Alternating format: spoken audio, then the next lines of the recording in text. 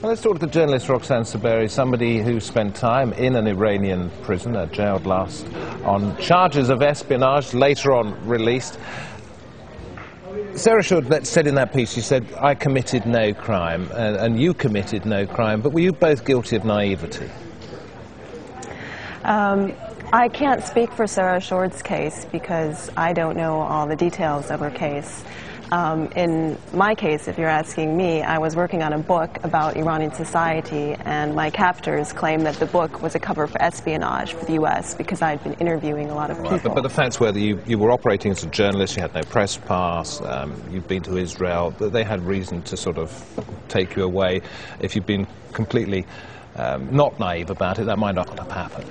These were not reasons that they really gave for my arrest. I think the journalist operating without a press pass, according to the Iranian law, I wasn't doing anything illegal. And about going to Israel, I was a journalist in the region and I wanted to learn about the region, so I went there as a journalist, and I'd done it years earlier, so if it were really a problem, they would have gotten me much earlier. But the truth is that they acknowledged to me in private that they knew I wasn't a spy. They would never say that in public.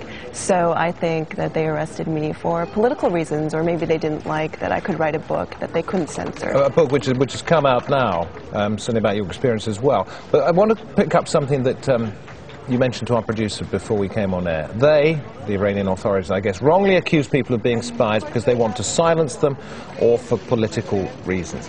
Now, that's an accusation that's often made, but you make it with what evidence? Well, in my case, I know that they knew I wasn't a spy. They made me state a false confession that I was a spy. Otherwise, they said I could get the death penalty or stay in prison for 10 to 20 years. And they said if I said I was a spy, I could be freed. But then you recanted this confession, yes, I recanted it while I was still in prison. And then they still let you go? Actually, first, they sent me to court, and I found out later that they had announced just a few days earlier, before I recanted, that they were going to release me within days, but instead of releasing me, they sent me to court. I think I infuriated them by recanting. And when I recanted, my interrogator told me he knew from the very beginning that it was false. And then they gave me an 8-year sentence, but I think it was largely because of the international outcry that put pressure on the authorities to release me, and that's why I think it's very important for the 2 remaining hikers in Iran to continue to have international attention on their case, as well as other political prisoners in Iran and prisoners of conscience whose only crime was to peacefully stand up for basic human rights. I want to ask you about conditions in Evin prison in just a moment, but I want to ask you this question. You shared a room or a cell with a lot of people who are still in prison, women of a similar age to you. Both you and Sarah Shord were released because, not least because, you're American and have the right connections. Does that make it more difficult for those who are there who don't get the same sort of publicity? I think it is more difficult in general for those prisoners who don't have a dual nationality or foreign passport.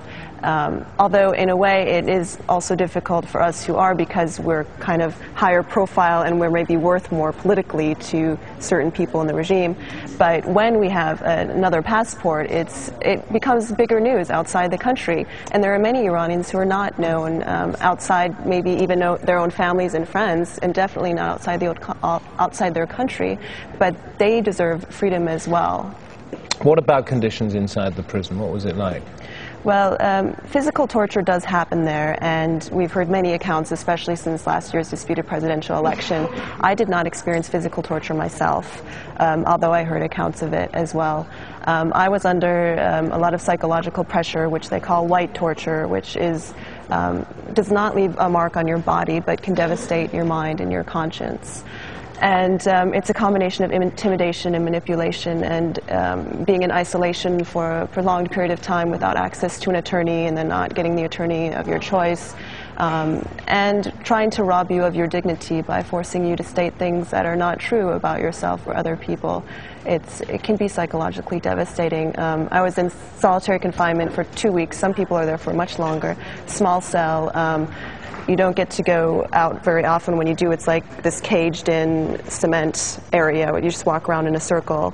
I couldn't tell anybody where I was. I wasn't allowed. I was told to lie to my parents about it. you get meals when they give them to you. You go to the bathroom when you press a button and they open the door and let you go. No pen and paper, no bed, no pillow, no sheets, and so on. Some people have experienced much worse than I did. Roxana, I remember sitting here 15 months ago, I can't believe it was that long, when you came out seeing the pictures of you looking sort of pretty tired, pretty worn out. It's good to see you here smiling. Yeah, I feel much better. I'm lucky to be free, and I hope that others who deserve freedom can be free as well. Thanks for coming on the News Hour. Thank you.